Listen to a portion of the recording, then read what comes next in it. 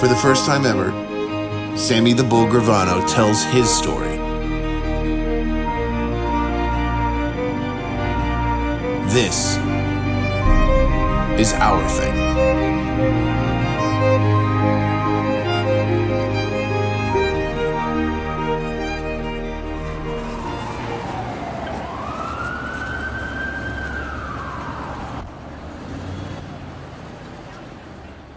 Georgie Rush's head floated up in Long Island on the beach. Not his body, just his head. And there was a bullet hole in his head. So they obviously killed him for what he did. Paul said, there's another meeting. Chin wants to talk to you, Sammy, alone. Do you insist upon having a Gabardine come with you? No. I'll go meet with him. I know him. I'll meet with him. I went and meet with him. We shook hands. He's a boss. Gave the utmost respect. He talked for a while. That thing with Georgie Rush, that part of the beef is over. I already knew his head floated up. I said, that's fine. He says, how do you feel? I'm gonna kill the rest of those kids. I'm gonna kill the rest of them. They know who I was, Chen, when they went and asked for permission. They knew I was a friend. Then I'm gonna ask you for a favor. What's the favor? Two of those kids, two of them, brothers, are sons of a friend of ours who died.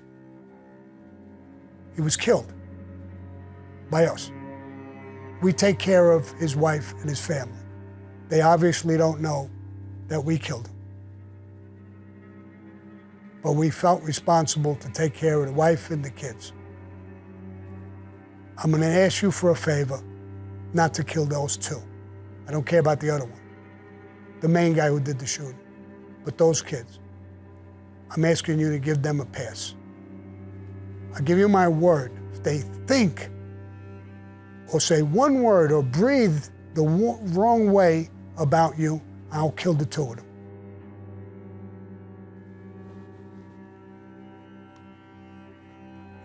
I says, okay, but I'd like to ask you for a favor.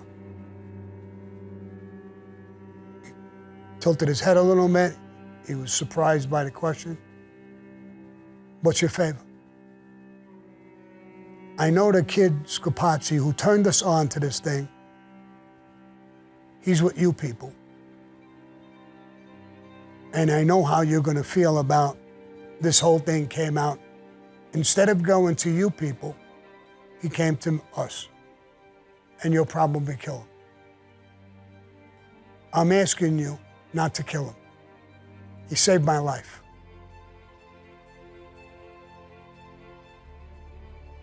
All due respect, I think we could do each other a favor. He smiled, looked at me. Smart. Good move, Sammy. Good move. He put his hand out, he says, you got my word. I won't kill him. He won't be with us no more, but I won't kill him. I put my hand out, I shook his hand. I won't kill those kids. That other kid had a case. He got sentenced to 20 years. I never killed him. I never killed any of them. Maybe my words about Georgie Rush, but it's not my words. It was his own words that got him killed. So that's Nicky Cowboy. Now he's in my crew.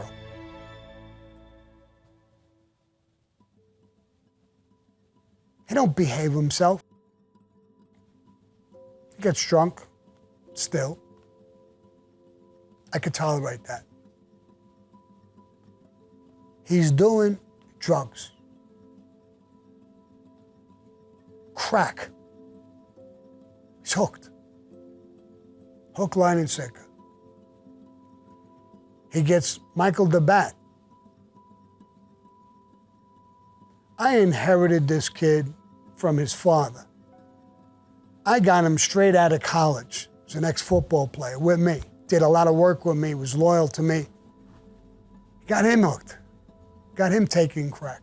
I didn't know yet that he was hooked, but he was giving him crack.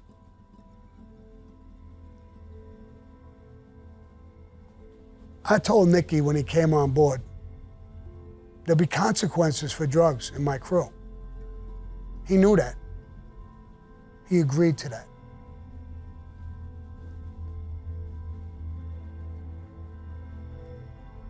We were at Tally's, and I told Nicky Cowboy, the old man Paruta's at home. You and Huck, go pick him up. Something happened with his car. Pick him up and bring him to the bar. Okay. They left. Huck knew to go very slow because I got in the car with a few other guys and took off to where Paruta lives. I was going to be in the car behind them. They pulled up in front of Paruta's house. My car was circled up and a couple of car lengths behind. Paruta came out of the house, got in the back seat. Huck was driving, Nicky was in the passenger seat. I heard the shot. I seen his blood splat on the front window. Paruta hit him in the head. The contract was concluded. Nobody fucking deals drug and takes drugs in my crew and affects my other part of my crew. We went about a block and a half away from Paruta's house. There was a gas station. We pulled into it, it was closed that night. We dumped his body over there. And that was the end of Nicky Cowboy. New York, 1985. I wanted to talk about Paruta. It's a little story, and I wanted to show you what kind of guy Paruta was. He's not only loved by me, Frankie the Chico's father, Boozy, used to go to the track with him. Like a lot of guys, they loved him. He was a straight-out hoodlum. They loved him. Did all the bad things, went to the track, gambled, do all kinds of shit. And they all loved him. One day, Frankie the Chico's father, Boozy, he bought a canary yellow Cadillac in Potomkin, Cadillac. And that was the big thing back then. If you owned the Cadillac, you were like the bomb. So anyway, he pulled up in front of the club with this canary yellow Cadillac. White interior, a white vinyl roof. I don't know who would drive a car like that, but Boozy seemed to like it, and Paruta was breaking his chops. Oh, what a beautiful car, Booze. You know, you pimping on the side, or what are you doing, bro? And everybody's laughing and joking and whatever. So the old man Paruta tells him, Boozy, I love this car. You want to sell it? I want to buy it. So Boozy looks at him like he's crazy. I just bought this out of the showroom. I'm going to sell it the same day? Come on. I'm going to the track tonight. Want to come with me? Yeah, of course. So they meet a couple hours later to go to the track. Boozy gives him the keys. Hey, you drive, and I'll sit in the passenger seat. And Paruta's talking to him and driving. They get off the highway, and there's that big circular thing. He didn't make the turn. He's going a little too fast. He hit the sidewall. The thing spun around, back and forth, bouncing off of walls. The thing was a total fucking wreck. Steam coming out of the engine. He looks at Boozy. Boozy's glasses is hanging below his nose, bleeding from the nose a little bit, and his head is hanging down. Paruta turns around, serious to him. Boozy, are you okay? I'm okay. I think I broke my nose on the fucking dashboard. Are you okay? I'm okay. Booze, you want to sell the car now? that story went around to every fucking gangster in the neighborhood. And that's how Paruta was loved, for that kind of dry sense of humor. He was a great guy. Bensonhurst, Brooklyn. When I was a kid, I was a young guy, and I was in the Rampers, and we were hanging out, and there was this girl who lived around the same area we lived in. Matter of fact, she lived in the next building right across from us. There was a little alleyway, and the two buildings were almost attached. It was a real rough neighborhood, you know. It's not a ghetto, but it's damn close to it. Everybody's broke, everybody's whatever. Tough neighborhood. And this woman, Marie, she was married. And me and I would talk a little bit. Ended up, I didn't even have a car at that time. She would lend me her car. And then we started hanging out. I started having sex with her. And my friends all knew. She was good looking, she had a great body. She was married and she had a kid. So one day I go to the corner on Bath Avenue, and my friends turn around and say, Sammy, her husband, Vinny, I believe his name was, came by looking for you. Looking for me? In what way? Now I'm thinking maybe he found out I'm having sex with his wife, and I don't know what he's going to do. So anyway, I tell my friends, anybody got a gun on them? Yeah, a couple of them had guns. Good. Just stand here, don't do nothing. When he pulls up, because he was supposed to come in a few minutes, when he pulls up and he gets out, when he starts walking to me, I'm going to walk to him at the same time. If he goes under his jacket like he's going for something, just shoot him. Everybody shoot him. And he pulls up. He gets out of the car, and he starts walking towards me. I walk towards him. And he says, hey, Sam. He puts his hand out, shakes my hand. How are you? I said, good. You know, you use Marie's car, and that's my car, and sometimes I need it for whatever. I said, listen, it's your car. She just lends it to me. You want it back? You could have it. I mean, he came in the car, so he couldn't leave with the car I had. So anyway, he tells me he knows about what me and Marie are doing. But it doesn't bother him. So I shake his hand. I say, all right. So now it's all good. He's banging her. I'm banging her. She's happy. Everybody's happy. Everybody's fucking everybody. And it's a beautiful thing, right? Everybody's happy. So one day he comes to me and says, Marie wants to talk to you. She really wants a favor, a big favor. I said, sure. What does she want? Well, she'll explain it. Okay. I go around the block to the building. I go up to her apartment. Hey, Marie, what's up? She comes over, gives me a big hug, kisses, normal. Vinny's going to take me to Manhattan to see a Broadway play, to a restaurant, and I need a babysitter. You want me to babysit? Please. I said, all right, I'll babysit. I really didn't give it much thought, and all right, I'll babysit. She had a little boy. I knew the kid already, but yeah, I'll babysit. So they leave, and I'm in the house, and I'm babysitting. Here I am, Sammy the Bull, the Rampers, tough guy, and here I am fucking babysitting, banging the broad. They're going out. Now I became the dope that I'm babysitting while they're going out. I became a babysitter. I said, this is crazy. I can't do this. When they got home, everything was good. The next day I told Marie, I can't see you no more. I can't babysit. It's just not in me. I just can't, I don't feel comfortable doing that stuff and everything. Come on, sir. But we broke up. That's it. It's over. You're married. Stop fucking whining. Stay with your husband. I'll stay friends with him. It's over.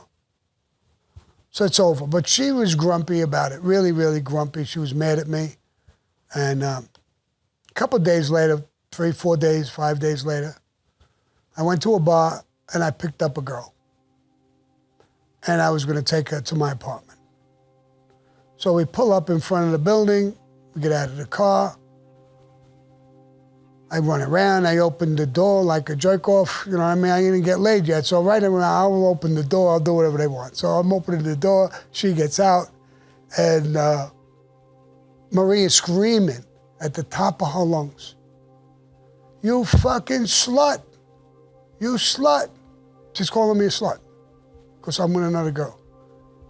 So the girl says, what is that?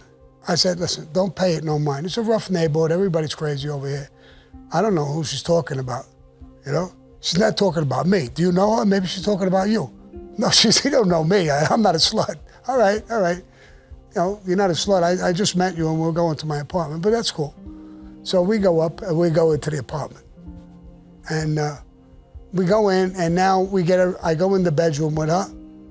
She jumps on the bed, she's all smiles. And Marie is mounting off again. She's right across that little yard and her window is exactly with mine. So she says, that woman is screaming again. And she's, slut, you slut. I said, you sure you don't know her? No, I don't know her. So I go over and I close the window and I pull down the shade. And all of a sudden, Marie throws a fucking shoe through the window, comes crashing through the fucking window. She says, okay, that's it. I'm out of here. This is about you, I think. I'm out of here. I says, it's not about me. I mean, she knows me, she likes me. I think it's about you. I think she don't like you. She said, whatever the fuck it is, I'm out of here. So she left, and this was crazy Marie's story that I had with her. All my friends heard the story, knew what happened, and we used to spend hours having a beer or something, laughing our brains out. And every time we would see her past the corner or something, Marie, look, here's the slut, there he is. And that was about it. That's the end of Marie's story. I hope if she's alive, I hope she can see this video and throw a shoe through the television screen or something.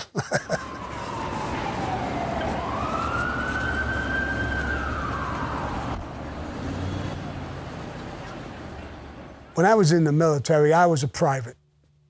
And I was in basic training. Then I went to infantry training. They let you go in town on the weekend. It seemed like the town had you lined up as a sucker. It was all built around these military guys coming out. They'd rob them, they'd do all kinds of things. So they'd tell you, go out with a couple of guys, your buddies, and have a good time, be careful. So it's okay. I mean, I was ready for that, you know, no problem.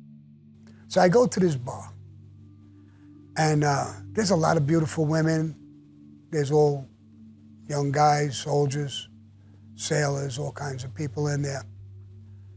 And this woman, late 30s, 40-ish, 40, 42, whatever she was gorgeous, dressed super sexy. And she came down and sat next to me. I was with my friend and talking to me a little bit, and she said, would you buy me a drink? And I said, sure. Now, back then when I was in the military, a glass of beer, I think it was 23 cents. So she wanted a glass of champagne. So I said, okay, give her a glass of champagne. I think it was $8. Not the end of the world. So before you know it, she's leaning on me. She's got her hand on my knee, a little above my knee. She's kissing me on the neck, and we're talking, and I'm 19 years old. I got testosterone shooting out of my fucking shirt every 3 seconds. And I'm away from home. I got this beautiful older woman, and I'm turned on.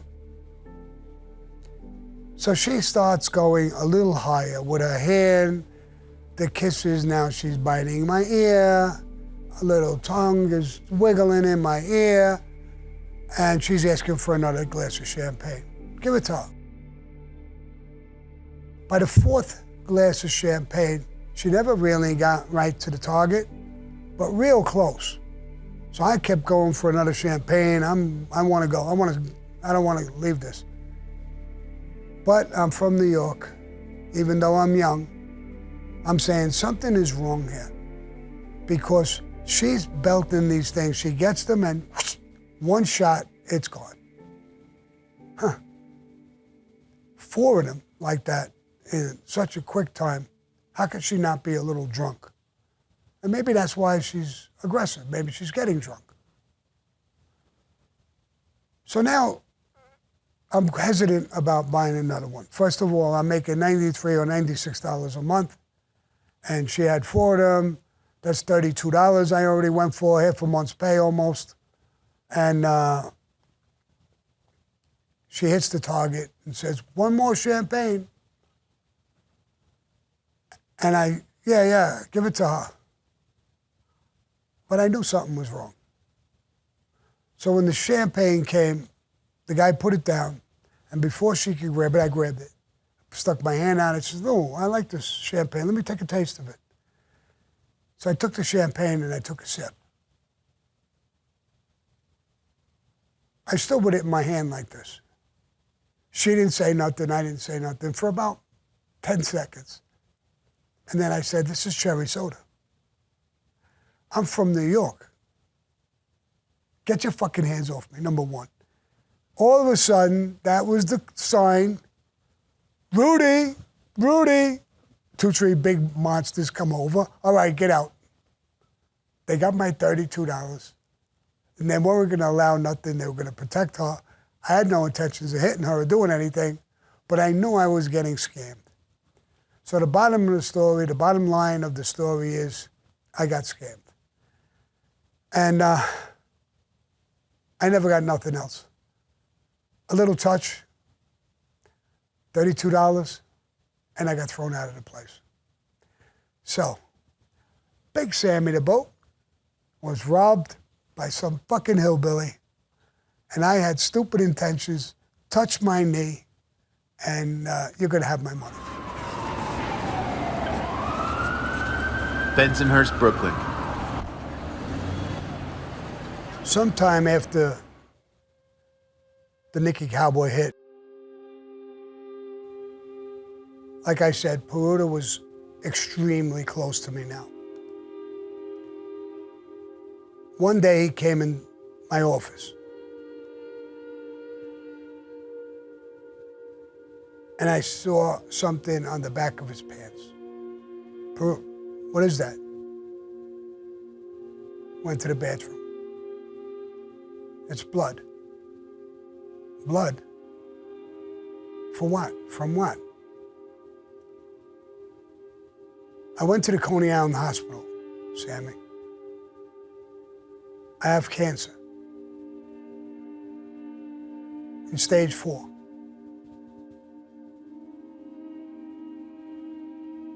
In the Coney Island Hospital? That's a bullshit hospital, bro. Why don't you tell me something?" Well, I'm telling you now. I made calls. I had New York Hospital. I had connections with doctors and people all over the place at that time. I got in touch with somebody at New York Hospital. And I made an appointment for Paruta and his wife to go see them. They went down and they did all kinds of tests. They saw him. And then they asked for an appointment. Paruta told me about it. So I went with him and his wife. The doctor came over to me. "Hi, Sammy. You come highly regarded." He knew the other doctors, some heavyweight doctors and stuff. And he was having this meeting in his office. I shook his hand. We went in the room. He said to Paruta, the cancer is so far progressed. There's very few things we could do. We could do chemo, we could do this, we could attempt an operation, but I don't think it's beyond that. I think you have a year to live. His wife grabbed her face. Paruta stood and looked at the doctor. No emotion. Me, I couldn't help the emotions that I felt. Those words hit me in the heart. A year to live and almost nothing you could do. I was stunned.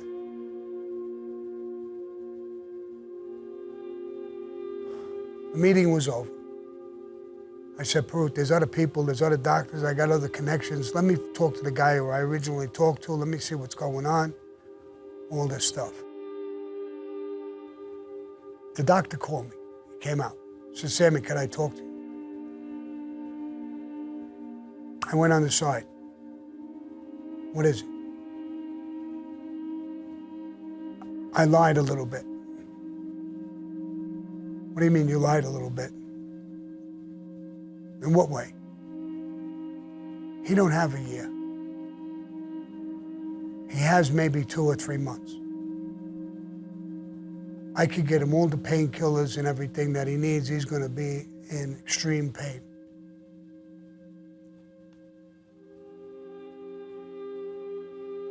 I thought the first conversation hit me in the heart. I just melted at this point.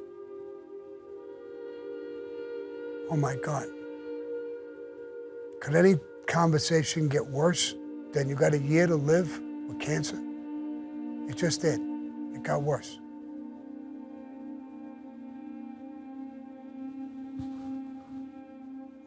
We took Paruta home. I didn't tell him or his wife. I try to give them hope. There's other people, there's other things we could talk to. I'm going to reach out to everybody.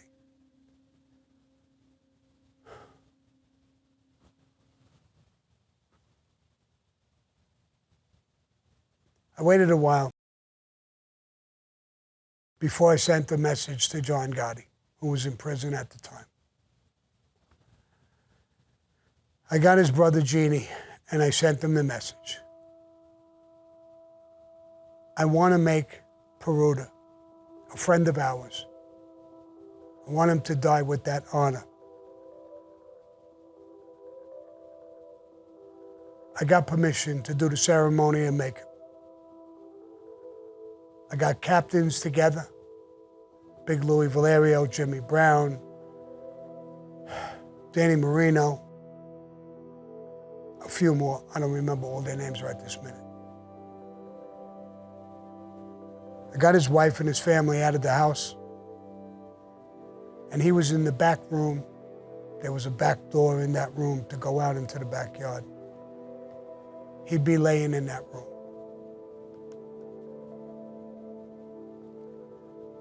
I went there that day. I started the ceremony.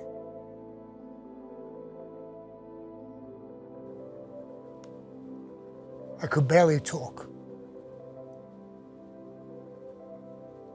When I got to the point, would you kill for the family? That question was a joke. He's already killed for the family multiple times.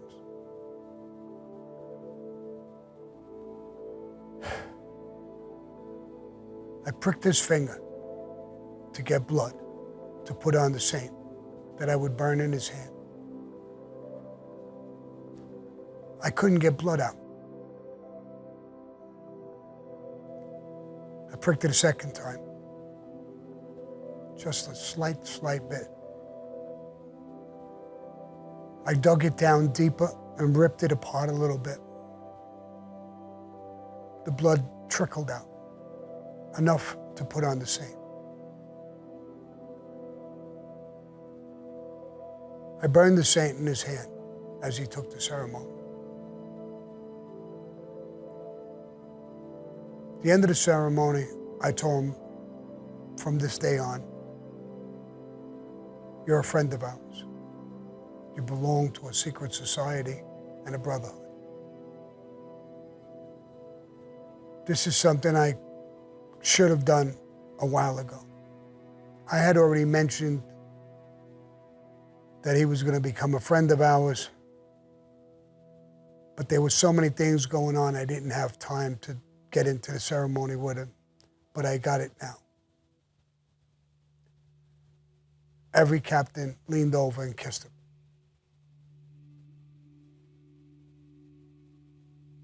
And I told him, you're now a friend of ours. And we left. His wife called my wife the next day and asked my wife, what did Sammy do? My wife said, what? I don't know what he did. She said, he must have gave him medicine, he must have did something. He feels better, he's so lively. It wasn't medicine. It was a different kind of medicine.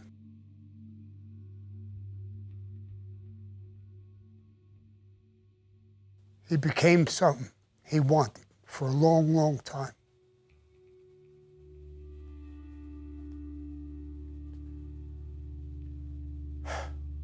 My wife asked me, I said, I gave him a miracle drug. What's that? It's Cosa Nostra. You don't understand. And I left. I couldn't talk about it. I'm having trouble talking about it now, to be honest.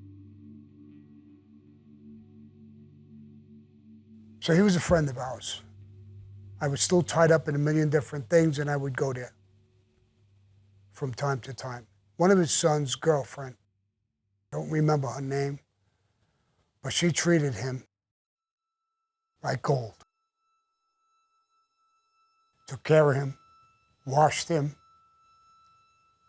no shame, washed every part of him, took care of him, as good or better than a daughter could. I forgot her name, I'm sorry, I forgot her name. I'll never forget her. It was rough. One day I went there,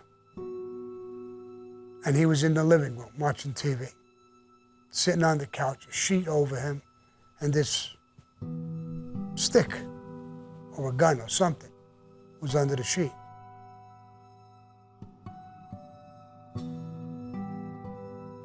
I said, what is that? Do you have a gun, shotgun, a rifle or something under the... No, I got nothing. What's that? It's my leg. Come on, bro, what do you got under the sheet? And I grabbed it. It was his leg. It was smaller than my wrist. He was melting away. He was now on painkillers.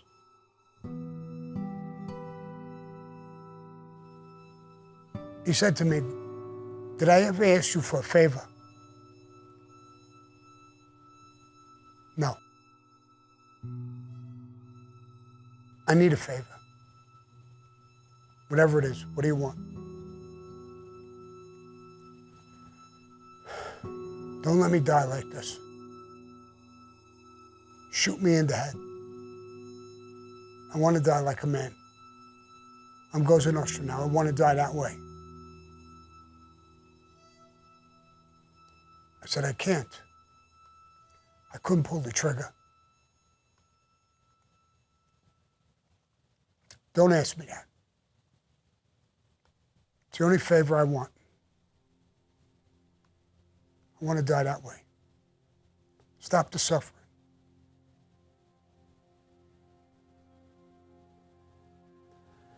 I left. I got in touch with Jeannie, John Gotti's brother, Jeannie, again. I said, send a message to your brother that Paruta wants me to kill him. I want permission to kill him.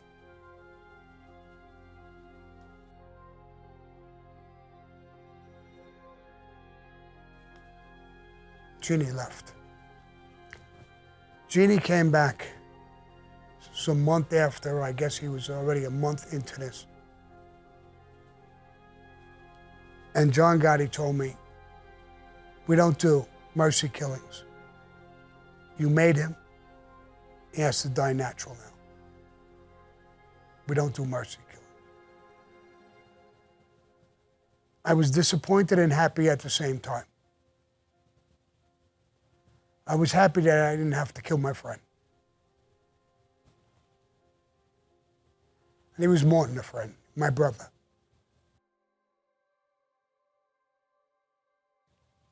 So I went back to Paruta and I told him, I went to John, I didn't get permission. He said, we don't do mercy killings, so I can't do it. He shook his head and said, fuck John.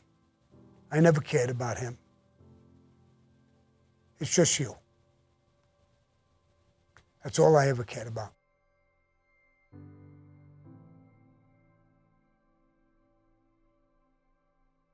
Joe, if I do this, you know I'm breaking the rule, I could be killed. Fuck him and the rule. Take me out.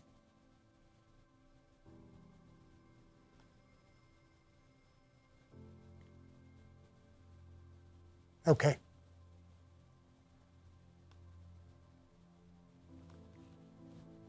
I'll do it.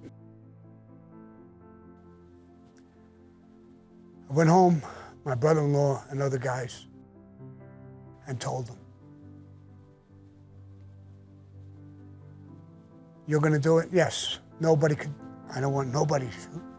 I don't want anybody to shoot him. I will. I'll take him out. I got a gun with a silencer. I was gonna go in that same room where I made him. His family gone. I would come in, hug him, kiss him, and shoot him in the head. Take him out of his misery and do what he wanted me to do.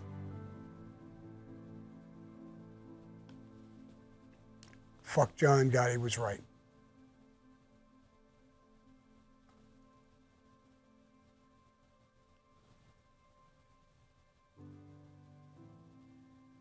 We were setting it up. The time came, it was almost to the day, 2 months. And my wife said, what's the matter? You're changing. What happened? I said, my best friend is dying. He's melting. He's rotting away while he's alive. That's what's the matter.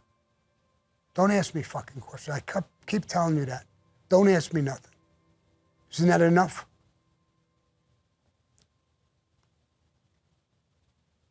That day I got the gun with the sounds. I sat in my bedroom alone. Put the silencer on the gun.